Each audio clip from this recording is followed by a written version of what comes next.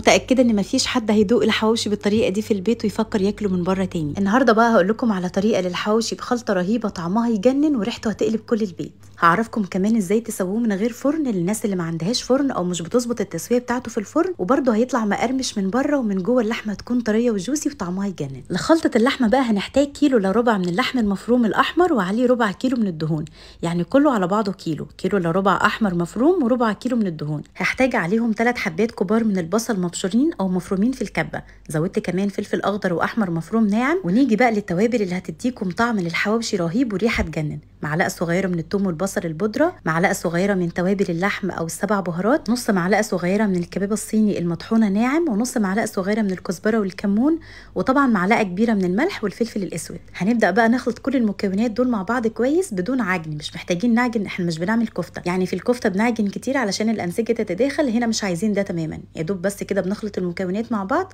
وبعد كده بقى نبدا نشكل كور علشان نحشي بيها العيش بتاعنا. حجم كوره اللحمه بقى يرجع ليكم، لو انتوا بتحبوا كميه اللحمه تكون كتيره هتعملوا كور كبيره زي ما انا عامله كده، احنا بنحب كميه اللحمه تكون في العيش كبيره شويه او كتيره شويه، فانتوا لو هتقللوا الكميه عن كده وتعملوا كور اصغر هتطلعوا كميه اكبر.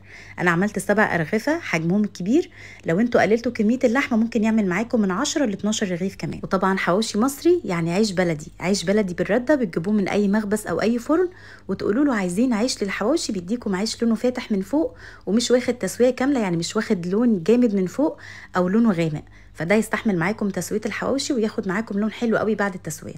هناخد بقى الكوره بتاعه اللحمه كده ونبتدي نفردها في الرغيف، طبعا بنفتح العيش كويس كده بمقص ونبدا بقى نفرد كوره اللحمه كويس وما تكونش حته عاليه وحته واطيه، يعني حاولوا تخلوا اللحمه مفروده كلها بسمك واحد علشان كلها تاخد تسويه مظبوطه ونفس التسويه. ودلوقتي بقى هوريكم اول طريقه تسووا بيها الحواوشي من غير فرن. اول حاجه هنجيب جريل ساخن على النار او طاسه غير لاصقه، مش لازم جريل بس اهم حاجه يكون سخن كويس جدا، وبعد كده نضيف فيه شويه زيت، يعني معلقه زيت مثلا او حته سمنه بلدي او حته ليا لو موجوده، ونسيبها تسخن كويس وبعد كده نحط رغيف الحواوشي.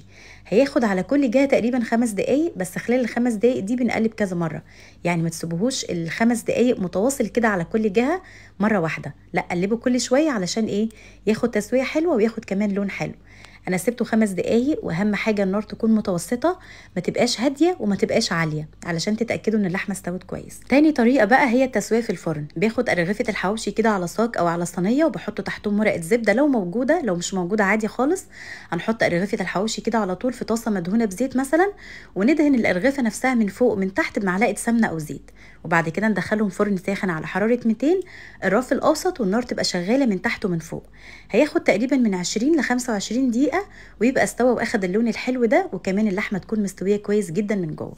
ودلوقتي بقى هنحضر طبق طحينه صغير كده بيبقى طعمه يجنن مع الحواوشي. هنحتاج نص كوبايه من الطحينه الخام بدون اي اضافات، عليها رشه من الثوم والبصل البودره، البابريكا، الكزبره الجافه والكمون، رشه فلفل اسود وملح حسب الذوق، وبعد كده هنضيف معلقه كبيره من الزبادي، معلقه خل، معلقه من زيت الزيتون او زيت عادي، وفص ثوم مفروم، وطبعا هنخف بميه حسب ما انتوا بتحبوا السمك بتاعها ايه، ونقلب كويس وكده تبقى جاهزه عندنا اسرع سلطه الطحينه. الطحينه هي احلى حاجه تتقدم مع الحواوشي، وجنبيها طبق ترش بلدي او مخلل بلدي، واستمتعوا بقى بالجمال.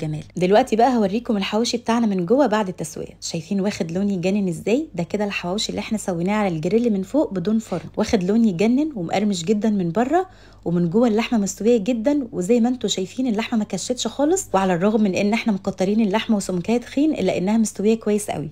وده كده الحواوشي اللي احنا سويناه في الفرن، برده واخد لون تحفه ومقرمش من بره، ومن جوه اللحمه مستويه كويس، ومش قادره بقى اوصف لكم طعمه وريحته كانت تجنن ازاي. يا جماعه بجد اللي هيجرب الحواوشي في البيت بالطريقه دي هينسى حاجه اسمها حواوشي من بره، كل حاجه فيه تجنن، طعم وريحه وقرمشه، ويعني مفيش جمال بعد كده. وبس كده خلص معانا فيديو النهارده، بتمنى يكون عجبكم. هسيب لكم المقادير والمكونات تحت الفيديو، واتمنى لو عجبكم الفيديو تعملوا لايك، ولو جربتوه كمان قولوا لي رايكم ايه في التعليقات. وشكرا جدا ليكم والسلام عليكم.